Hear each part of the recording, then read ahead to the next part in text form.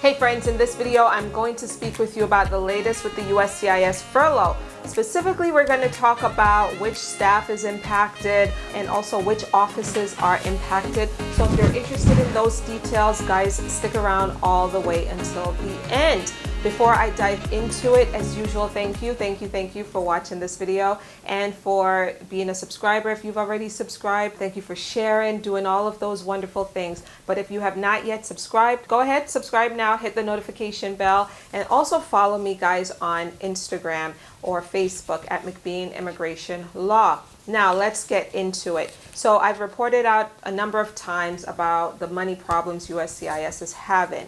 So the latest is this. The $1.2 billion that's before Congress hasn't been passed yet because remember, I mentioned to you guys before that the hope is that this $1.2 billion will be attached to the next stimulus bill.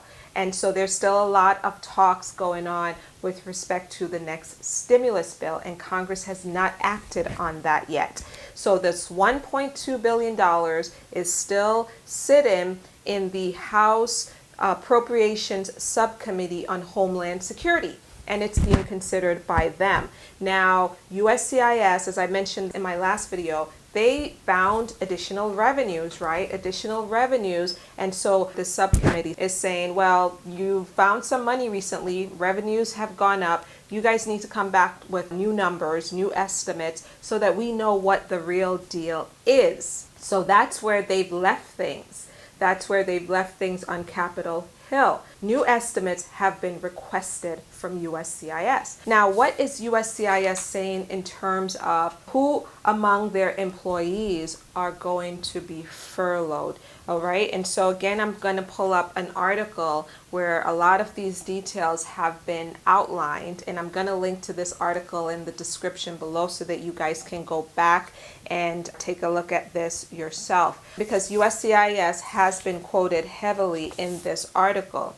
According to Joseph Edlow, the Deputy Director for Policy at USCIS, he says that he is expecting a skeleton crew to be there at USCIS working on people's files if Congress does not bail them out. And so he says here that the skeleton crew will make it very, very difficult to sustain our critical mission. And specifically, the number of asylum officers would take a big hit, as well as adjudicators in the field and service centers. So the adjudicators, friends, are those who are looking over the applications and making decisions about it.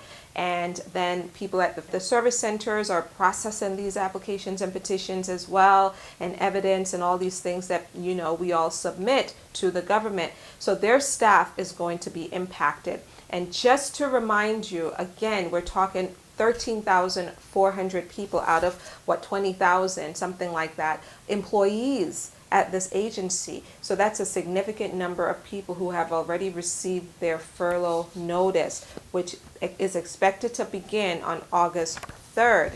Now, another thing, guys, remember, there's a 10% surcharge that USCIS is saying that they are going to tack onto applications if Congress does in fact give them this $1.2 billion, because that 10% surcharge will help to pay the taxpayer back. And Edlow is saying in this article that he expects taxpayers to be fully paid back within 3 years. So this 10% surcharge is on top of the new fees that you've heard me talk about in previous videos. Again, I'm going to link to the most recent video about fee increases here so that you could see what folks are up against. That's going to be a lot of money, guys, a lot of money that folks will have to pay for their immigration applications and petitions. What else does this article say? Well, delays would ensue for most, if not all, services. We knew that. We've been saying that.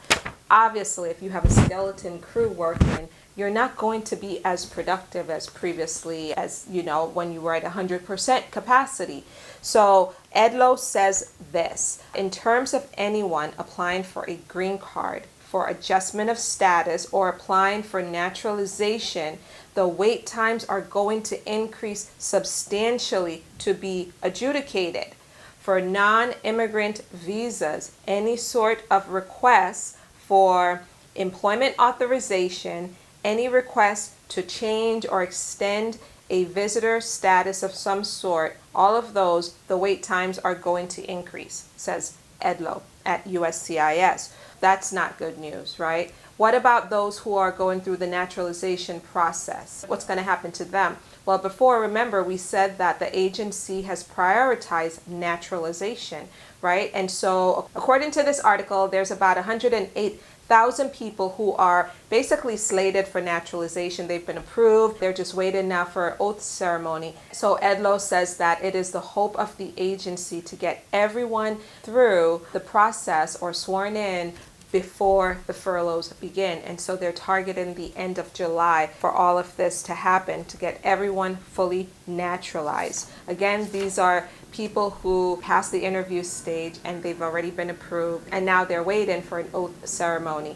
So hopefully these people can be naturalized so that they could vote in November. So just to summarize, we know that the furlough is still expected to happen on August 3rd. If that changes, I will definitely get back in front of you and tell you what I've heard. Secondly, we know that adjudicators are going to be impacted. Service center employees are also going to be impacted. Asylum officers are going to be impacted. And so we know that basically all offices are going to be impacted somehow by the upcoming furlough. Guys, I hope you found this video helpful. Be sure to share it with other people, and I will see you in the next one. Bye-bye.